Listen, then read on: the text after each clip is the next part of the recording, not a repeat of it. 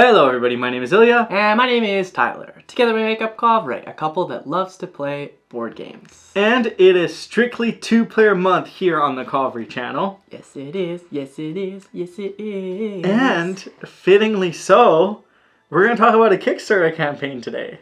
We are. And that is the Pencil First Kickstarter campaign. Absolutely beautiful.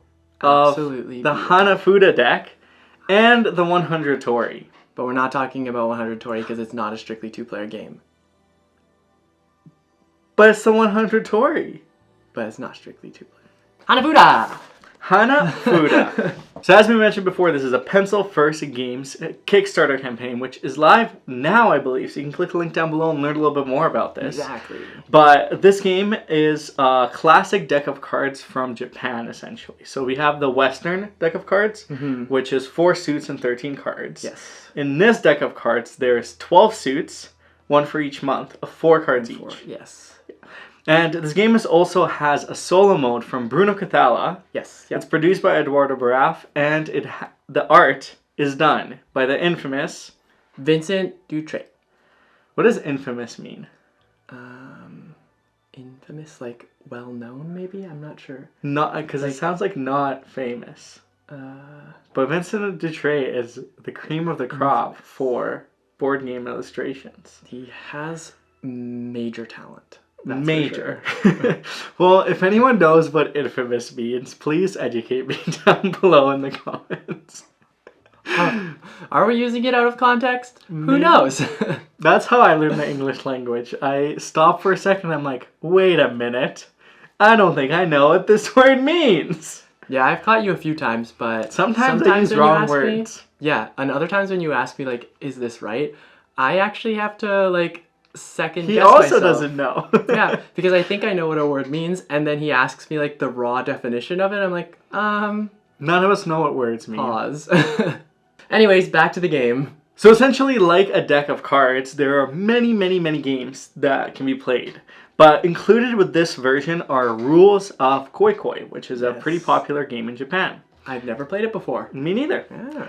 And there's also a little booklet of variations of Koi Koi that are contributed from various individuals that make the game even more fun. So with this deck of cards, obviously there's 12 suits of 4 cards each, but there's also various variations in the cards. There's cards that are called Brights, Seeds, Drags, Scrolls. And Scrolls. Yes, there's scrolls as well on some of the cards. And what are you trying to do in Koi Koi? Good question. Essentially, what Koi Koi is, it's a set collection game where you're going to be wanting to make yourself a bunch of different sets to score yourself. One set. Well, yeah, one set. Maybe if you push your luck. Yeah. Yeah. So you'll play over rounds and you'll try to make these sets, usually 1 per round, to score you the most points. And what happens is everybody will be dealt 8 cards. So 8 to me, 8 to Ilya, and 8 to the middle. And on my turn, I'll play a card. If the suit matches any of the cards that are in the middle area, then I get to take that card as well and play it. That's part 1 of your turn. On the second part, what you'll do is you'll reveal a card from the top of the middle deck. If that card matches any of the suits that are existing in the middle group, then you'll also take both of those and add them to your collection. Now, the fun thing is that you have to be very careful which you end up placing and taking, and there's a little bit of risk when it comes to showing that top card. So you have to really readjust and reevaluate all of the sets that are happening within your own collection. Because when you have a set, you have the option of calling it game and saying shobu, or you can say koi koi. Quickly. Which means basically you're pushing your luck. You have a set, but you're not satisfied with it. So you're going to continue and hope that you get another one and score more points. Before your opponent does. Yeah, because if your opponent does, then you end up not being able to score your sets. Exactly. So it's a little bit of tug and pull. It's a really fun game. It's played over multiple, I think the full game is 12 rounds? Yeah, I can't actually remember how many rounds. Top of my head either, I can't. Yeah. But it's quite a lengthy game, but you just sit there, you enjoy the game, you play cards, and they're so little and so beautiful and so good to the touch that I just, mwah. I should probably look up what other like Hanafuda decks look like just to get a sense of it, but because they're so beautiful, sometimes I get lost in the art and then end up picking the wrong cards by accident. But that's my own fault. I think it's also a time thing. Yeah, like, it's also I need to get used to it. Because we're like, wait, is this one a Bright? And you have to like kind of remember all. But once you play it a few times, you really catch on to those things. Yeah. And I'm actually genuinely excited to learn other games too, besides Koi Koi. Yeah. Because then it'll be really cool to have an arsenal of like 10, 20 games that we're like, here we go, let's play. And look at this box. It's like so compact, so you can just like carry it around wherever you are. And the fact that I can play multiple different games with it already, I just have to figure out which ones those are, then I'm really excited for it. Perfect airplane game. Perfect airplane game. Perfect airplane game. So you can learn more about this beautiful game on the Kickstarter page. Check out all the art. It's honestly an all-star lineup, and I can see everybody owning and appreciating this game for how great it is. Or this deck, I guess. I guess there's many games that can be a part of this little box. Yeah, it comes with like a starter game, and then you can kind of just expand from there, which I really appreciate. Learn more games. Yeah, this is a game where I can like, it's almost as big as my phone. It's smaller than my phone, bigger than my wallet, but that means it's perfect to carry around everywhere. The middle ground. Okay, we should do our outro now. Okay, I have to use the bathroom first though. Okay, we'll come back and then we can do our outro. Yes, I'll be back.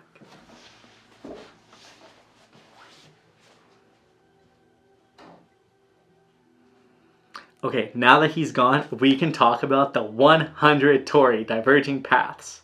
Okay, let's do this. So, if you haven't heard of 100 Torii, essentially what it is a tile placement game in which you're trying to score the most points by collecting various tokens and using characters' abilities. The way you do this is you add a tile to the field, and then based on the symbols that kind of walk to the shortest path, you get that many tokens. And if you walk through Torii gates, you get more, and there's just a lot of layers of wonderfulness in this game. Scott Caputo has done a phenomenal job. Now what Diverging Paths does is elevate it and make it even better. It comes with 4 shrines, which are kind of like modules you can add to the game, as well as 2 new characters. Let's quickly give you an overview of all of it. Now there's 4 different types of shrines you can use. The Fushimi Inari, Kantano, Nonomiya, and the Shrines of Toji Temple. Now the way that they generally work is there's yellow or blue tiles that you'll play from the center tile that will lead with these arrows to the shrine.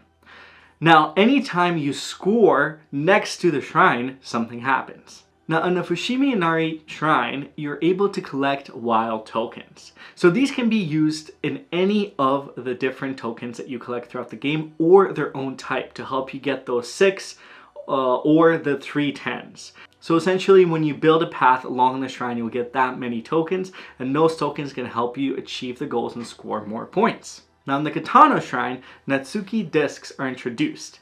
Anytime you build next to the shrine, you're able to bid on one of the corners of the shrine if you've passed them.